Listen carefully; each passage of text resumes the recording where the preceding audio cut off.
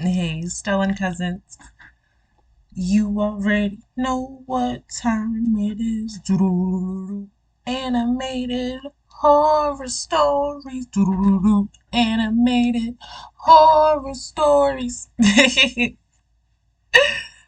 That sounds like, that's the way I get it. Animated horror stories. Doo-doo-doo-doo.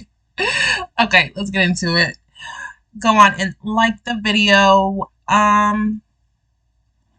It's getting warmer. Comment your favorite season. Are you a fan of the summer, the hot, the warm, or are you more of a winter, fall type person? Go on, comment, let me know. You should already be subscribed because this is a family. We're locked in. We're in this together. Support's free, so we just give it away over here. Speaking of support, go on and support our homies. I am our Scary Tales because that's who we're watching today. 2 true foster care horror stories. I've done one, I think, before, or 2. I think I've only done one because that story was so sad and crazy. I was like, So yeah. Yes, let's get into it. Grab your blunts, grab your waters, grab your snacks, grab your blankets. Yeah? Grab some juice if you got it. If you ain't got it, I got extra. And let's get into it.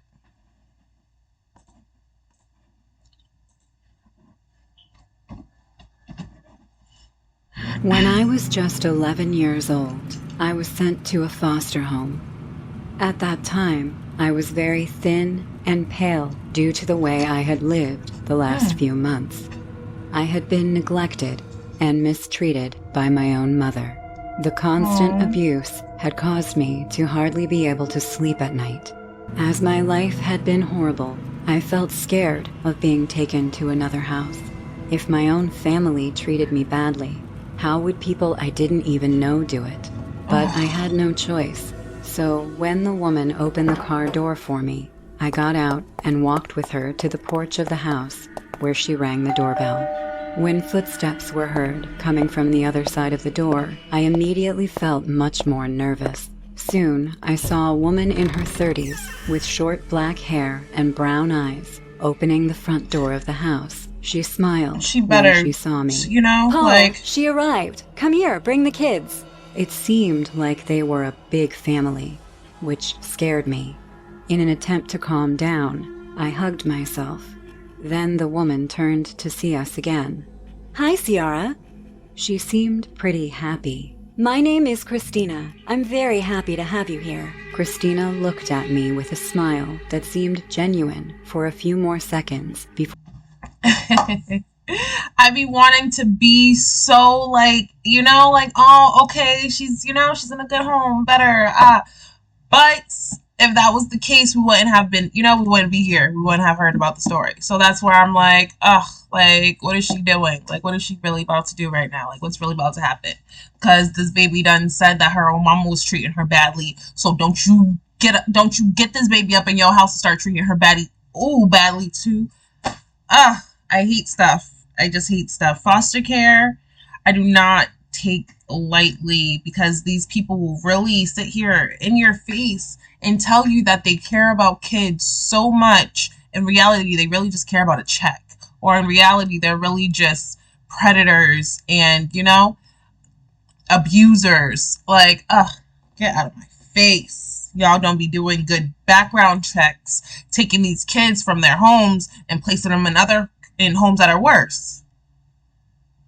Getting on my damn nerves. I hope she's in a better home. And that's not for all of them. Some people really love kids and they really want to do better and they really want to take a kid and change their life for the best and for the good, but not all of them. Some people are just like, oh, they pay you to watch the kid? Anna looked at me with a smile that seemed genuine for a few more seconds before stepping aside to let us pass. Please, come in. A few minutes later, Christina, the woman who brought me, and I were in the living room of the house. As I was saying, we're very happy to have Ciara here. You see, Suddenly, through the open door of the living room, 4 people entered. That little boy in the middle, he's a menace. Look at him. And a boy. The man smiled. Good morning. He landed his gaze on me. You must be Ciara. It's nice to have another little princess in the house. Although the man's words sounded sincere, I just looked at him nervously. Let me introduce them to you, Ciara. Christina pointed at the man. This is Paul, my husband. Then the woman pointed to the taller girl. She is the kind Kelly. After that, she pointed to the other girl. And she is the sweet Haley. They're sisters. Paul and I are looking out for them, just like we will for you, Ciara. Kelly smiled. Hello, Ciara. Meanwhile, Haley waved at me. She seemed nervous. Perhaps she was a shy girl. In response, I made a small smile and waved at them, but my little joy vanished as soon as I saw the boy, who stared at me expressionlessly for a few seconds until a big smile spread across his face. After the woman who brought me left, They didn't even Christine introduce him. started What's his showing me name? around the house. Is that your kid? It's here. She Why stopped he's so in damn front bad of the door, looking? so I did the same. When the woman opened it, I couldn't have been more surprised, since the bedroom was bigger and nicer than I could have imagined. This will be your bedroom. As you can see, you'll have to share it with Kelly and Haley. Is that okay? Yes. Yes, Mrs. Brown. Thank you. You're welcome. Now, Christina turned to go back the way we came, but suddenly stopped and was interrupted as her son was there, watching us. Oh, hello, darling. The boy looked at his mother with an expressionless face. Joshua? I couldn't help but get nervous and uncomfortable with his presence. What's wrong with Do you him? need to tell me something? Soon, the boy's gaze focused on me. Can I be with Ciara? I didn't understand why he suddenly wanted to be with me, and neither did Christina, as she raised an eyebrow in confusion, but then smiled again. Sure, while I cook her something. Joshua's mom walked away from the two of us, so we were face to face, looking at each other. What's he about to say? I didn't know what to say, so I just kept quiet. Aren't you going to say anything? For some reason, his question Like, what do you want? Like, what do you want her to say to you? Hi. Suddenly, the boy smiled, mischievously. My parents' bedroom is on the first floor, you know. He pointed to the door next to my bedroom. That's my dad's office. Then Joshua pointed to the end of the hall, in the opposite direction his mom had gone. It seemed like he just wanted to show me around, but then why was he acting so strange? Don't go, baby girl. I turned and looked at what he was pointing at. It's my bedroom. Okay. Are you going to play with me? What? We'll play together, right? I guess. The boy's smile grew even bigger. Cool. Suddenly, Joshua walked up to me and grabbed my arm. It was a firm hold, but he wasn't hurting me. In this way, he led me to the door of his father's office. Come on. Joshua opened the door and walked in, taking me with him. Once inside the office, he closed the door. What are She you just doing? got here. I didn't get it. Why had he brought me here like this? It felt bad. As if that weren't enough, the boy ignored me. He soon walked over to his father's desk Not supposed to and be up opened in one there? of the drawers, where he began to search for something. Meanwhile, I looked at him nervously. Get Is out. it okay to rummage through your dad's stuff? The boy didn't respond this time either. He Get got out. upset. Where did he put it? Joshua closed the drawer and opened the second, where he found what he was looking for. Or at least, that's what the fact that he smirked told me. He soon showed me the object. I was looking A for lighter? this. Do you know what it is? A lighter? Yes. My favorite toy. Your favorite toy? Why? That's not... I'll show you. We're gonna have fun. Joshua walked over Beat to me hit him. and grabbed my Hit arm him. again. He took me to his bedroom. Once inside the place, which was much smaller than mine, I looked at it carefully. The first thing I noticed was the collection of video games he had, as well as the balls with which he could play different sports. Your bedroom is nice. Without turning to see me and looking for something on his chest of drawers, Joshua answered. Not as much as yours. His comment made me uncomfortable. After a few seconds, I could see that the boy had found what he was looking for, a notebook. Scott, Then put me like he this went to one. sit on the It's stressing rug. me out. Come here. Unsure, I sat on the rug across from him and watched as Joshua opened the notebook and ripped out 2 sheets of paper. The boy placed one of them on the ground next to him. Watch this. He's a little With fire a starter. mischievous smile, the boy lit the lighter and held it close to the paper. Frightened, I watched as it slowly burned. In the past, I had been warned not to play with fire because it was dangerous. Hadn't they told him the same? When the paper was almost completely burned, Joshua blew on it to put out the fire and avoid getting burned. Cool, right? It's your turn. The boy took the other sheet of paper It's whose and held turn? it out for me to grab. His goal was clear. He wanted me to do the same thing he had done. I'm not doing it. Why not? It's not fun and it's not a toy. It's dangerous. But you said you would play with me. This is not a game. Joshua, annoyed, grabbed one of my hands and forced me to take the paper. I don't want to. The boy then forced me to grab the lighter with my other hand. Do it! No! Ugh, you're just another dumb girl. Joshua took the lighter from me and activated it. Then he brought it closer to I my knew hand. he was gonna burn her. Soon I felt a heat so strong that my skin could not bear it. He had burned me. Ouch! I dropped the paper and stepped away. He had done it on purpose. You're bad. His eyes filled with anger. If you tell this to my parents, I'll make them hate you. Understand? They'll kick you out of the house and you'll rot outside. His threat caused my eyes to fill with tears. Okay. At that moment, it was heard. Ciara, where are you? The food is ready. After I ate, Christina told me that I should go rest, so I walked to my new bedroom. When I got close to it, I realized that it was open. Kelly and Haley were playing in there. Nervous, I stood in the doorway. Would they treat me like Joshua? Soon, Kelly saw me.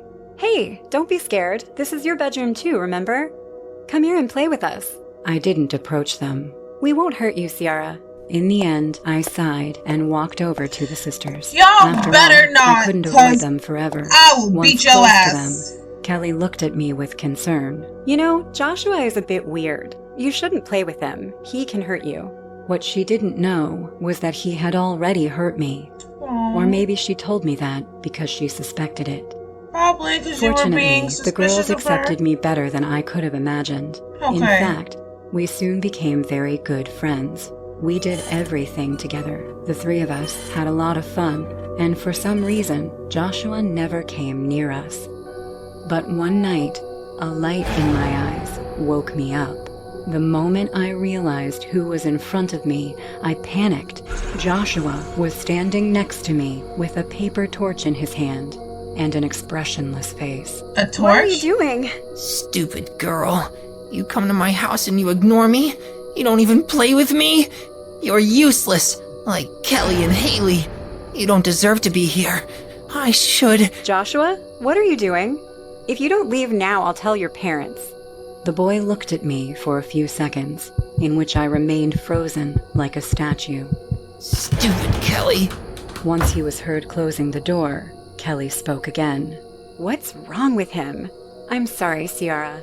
After that, the days passed until one in which Christina and Paul were notified of something important. Kelly and Haley could return to their father. That made me sad, but I was also happy for them, as they were excited to be back with him, who had been unable to care for them due to health issues. When it was time for the sisters to leave, we said goodbye to them on the porch of the house. I hugged Haley first, and then it was Kelly's turn. Bye-bye, Ciara. Oh, like Bye, you guys Kelly. take her with you? Goodbye, girls. We were very happy to have you here. Always remember that you are amazing girls. Thank you, Mrs. Brown. We will always Let me remember like you this girls. blunt because I'm We'll really remember stressful. you too, Mr. Brown. Sadly, I watched the two girls approach the car that was waiting for them.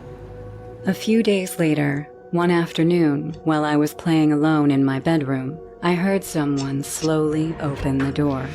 The person soon entered the room and closed it.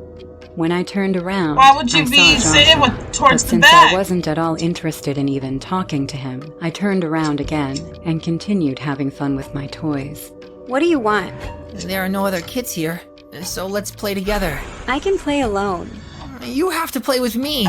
I won't do it. I'm not playing with you. It doesn't matter if there are other children to play with or not. Okay, so no excuses for him because he is a little shit and he burnt her. But like, you know, I feel like he just wants a friend too. You know, like he just wants someone to play with, and he's a boy light shit on fire with. Obviously, he's a little fire starter, so you know, yes, it's dangerous. You know, but I feel like, I don't know. I don't think he's harmless. I definitely don't think he's harmless, but I don't think he would be a terrible kid. You know, I think he really just genuinely wants someone to play with, and no one wants to play with him. So now he's, you know, doing mean shit.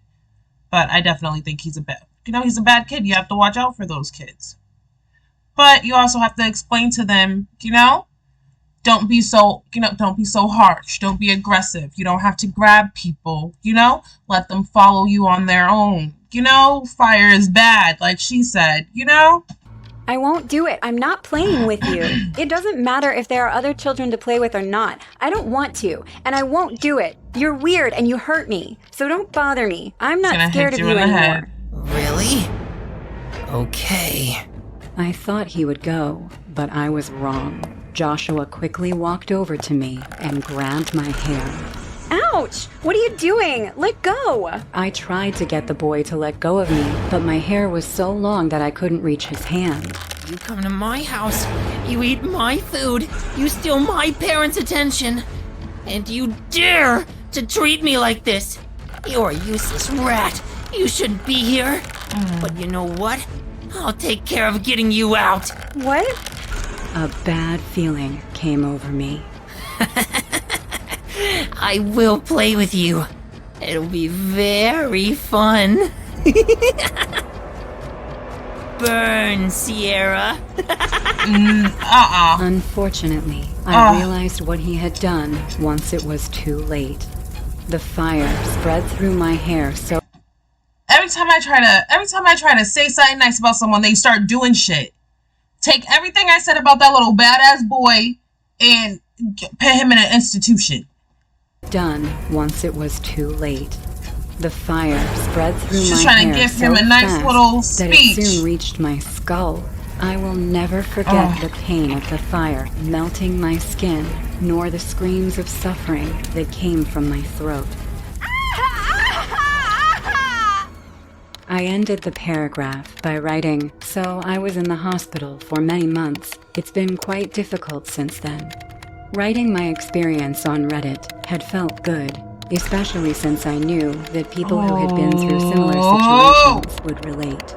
It is always good to know that there is someone who understands you, especially having a trauma that has left such a big physical and mental scar.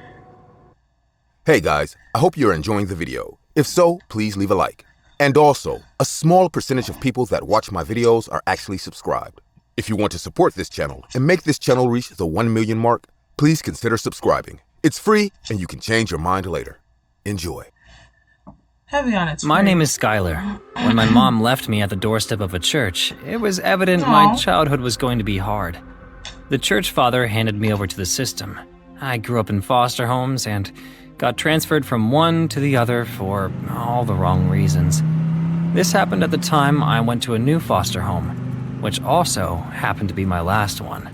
I was 14 years old at the time when I was sent to live with a woman named Sarah Swindler. It was a sunny morning. I was watching the picture-perfect neighborhood from the car window, while Mr. Coleman drove me to my new foster parent.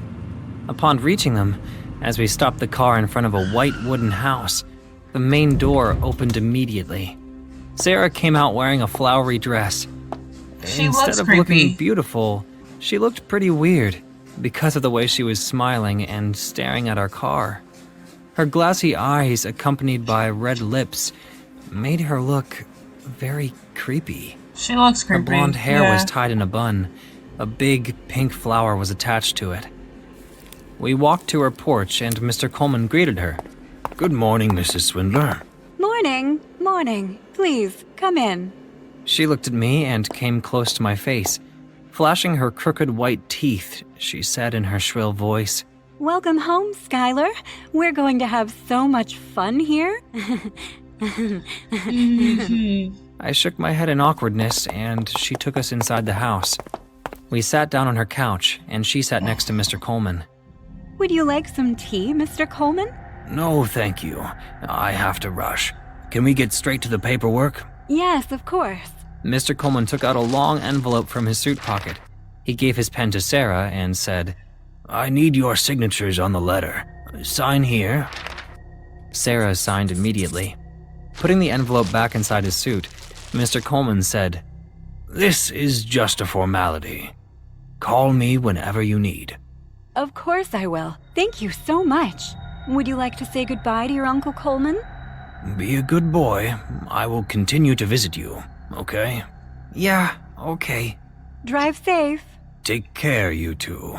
Uncle. After Mr. Coleman left, Sarah took me to my room. I was happy to see how she decorated my room. It was perfect, more than I could have asked for. I freshened up, and Sarah told me to come downstairs for dinner. We were eating quietly. I was surprised to see her cook so many delicious dishes for me. Everything was going fine, until she grabbed a fried chicken leg and started chomping on it. The sound of the chicken getting crushed between her crooked teeth gave me anxiety. While eating the chicken loudly, she said, Don't you just love chicken? Yeah, the food is good. What's your name? Sarah. But if you want to call me something, I prefer Mommy. No, thank you, Sarah. But I don't want to be your foster parent, Skylar. I can be your mom if you let me. I promise I will never force you to do things that you don't want to do. okay. Can I call you Sarah for now? Aw, of course you can. Let's be friends first. After dinner, I went straight to my room. I couldn't sleep thinking about the weird conversation that Sarah and I had at the dinner table. That baby is 14. She wants me to call her Mom? One thing I was pretty sure that I was never going to call her was Mom, but I still tried my best to be friendly with her. One afternoon, I was mowing the lawn when I saw an old woman struggling to carry 2 heavy grocery bags standing on the sidewalk. Out of humanity, I went to help her. Let me carry those for you. Oh, thank you so much. You are a godsend. Are you new here? Yeah, I'm living with Sarah. She's my foster parent. Sarah? Yeah, why do you look surprised? Nothing. I didn't know she was capable of such things now. Well, good for her. I dropped her at her house, What do you and on my mean, way little back, lady? couldn't shrug off what the old lady said to me. I mean, I know Sarah is a little weird, but why did she look so shocked to hear about Sarah's foster parenting thing? I was closing the gate of the garden when Sarah spoke from behind. Where were you? Just helping the old lady down the street. It'll be better if you don't get too close to her. Why do you say that? Because she's hated me from day one, and I don't even know why. I guess it's an old age thing, to be cranky of the young. Even though she said it pretty casually, I could sense the nervousness in her voice. After lunch, Sarah gave me some pocket money and said, Why don't you buy something for yourself? The mall is only a few blocks away. Take this as your homecoming gift. Thanks. So I could go to the The mall, weather but was I can't nice, help the little so old I lady down the happily street. agreed to go and check out the mall to pass my time. Sarah watched me leave, standing on the porch. I was walking to the mall, but my mind was still stuck on the words of that old lady. I was halfway there when a weird feeling set in. I wanted to find out more details, so I decided to talk to that lady. I turned back and started walking towards her house. When I reached there, I found the main door already open. A slight ray of light was coming from the gap in the main door. I set my foot in, and just then, I heard a loud thud upstairs, accompanied by a heated argument. Don't you dare get in my way. I will cut you like an old pig, hag. You must return to the institution. No way I am going back to that madhouse. Are you crazy? People like you make me crazy. Listen to me, Sarah. You need help. I'm sure the institution will let you see him if you agree to cooperate. I don't need anyone's permission to see my son. And you know nothing about me. I know you did something horrible. Otherwise, why would they separate you from your child? I couldn't believe my ears. Oh, that's your mom? Sarah is... Just then, I heard a scream. Oh, it was that's the your old granny? lady. I ran upstairs at full speed, and as I opened the bedroom door, I saw Sarah strangling her. Let her go, I will never Sarah! forget her face from that moment. Her eyeballs were bloodshot in rage. She was grinding her crooked teeth while putting her entire strength onto the poor lady's neck. Are you eating I her? don't know what happened to me. With trembling lips, I uttered, "Mom!" Sarah let the poor lady go and turned back. But this Sarah had a completely different face. Tears started to roll down her cheek, and she shook her head like a criminal. "If you are my mother, then why did you leave me?" I didn't. I didn't want to leave you at the church door, but there was no other way. The old lady lay unconscious on the floor while Sarah revealed the final truth. Is she bitten or did they just add that? I got pregnant when I was 16 years old. My strict Catholic parents sent me to this mental institution to hide me from society. They felt so ashamed, they didn't care that they sent their only child to that hellhole. I knew the people of the institution wouldn't let me keep you after your birth, so I decided the night you were born. I wrapped you up in a towel and sneaked you out of the building. I was almost near the gate when the guard saw me. Having no other option, I hit him on the head with a heavy rock. I guess the madness in that place did turn me a little crazy. But even though I got past the gate, I knew they would come for me with the cops. I knew I wouldn't make it very far. So I ran and finally saw this church. I dropped you there and then hid in the woods from the cops for 8 months. Once they stopped looking for me, I went back to the church, but you were gone. You were being sent to foster homes, like an orphan. Then why didn't you meet me or try to get me back? You're already staring at me like I'm some kind of psycho. You would have freaked out if I tried to approach you when you were a child. I realized whatever she said was honest and true. I looked around and saw the old lady coming back to her senses. I looked at Sarah and said, "So, what do we do now? She'll call the cops as soon as she wakes up." I don't want to go back there, Skylar. I just want a normal life. I looked at my mother and saw how deeply she loved me. Maybe it was that long-awaited love that turned me a little crazy at that time. I wiped her tears off and You're said about with to determination, kill this little lady. "We are going to be happy now. We're going to live a normal life now, I promise you." What happened next wasn't planned, but it happened anyway. Sarah and I put a pillow over that old lady and didn't flinch until her body stopped moving. We turned on all the gas lines and, on our way out, lit the house on fire.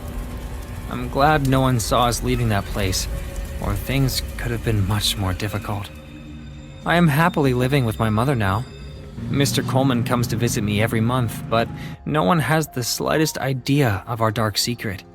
The old lady's Ain't that death some got shit? ruled out as an accident.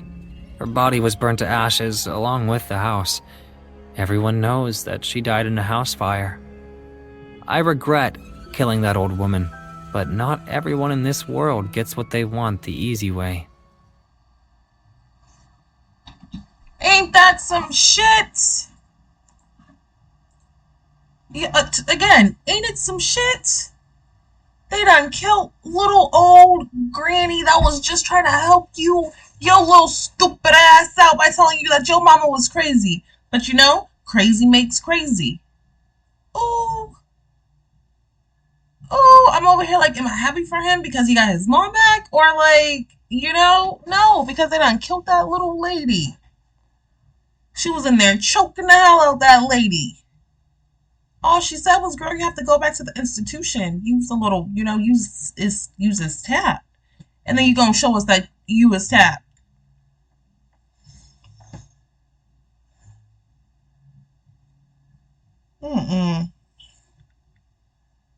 Wasn't even nothing in my eye. You just got me stressed out. Oh, this was a good one. You see these foster care ones. What I love. What the foster care ones. OnlyFans ones, dark web ones, Tinders, like us, because creepy stuff be happening. Y'all gotta be aware. Go on and like the video, comment and subscribe. Like I always say, feel free to go and watch the videos by your lonesome, but again, you watch them with me. So, and yeah, share with a friend if you want to. Why? Because support is free. You know, support is free. I love you guys. Bye.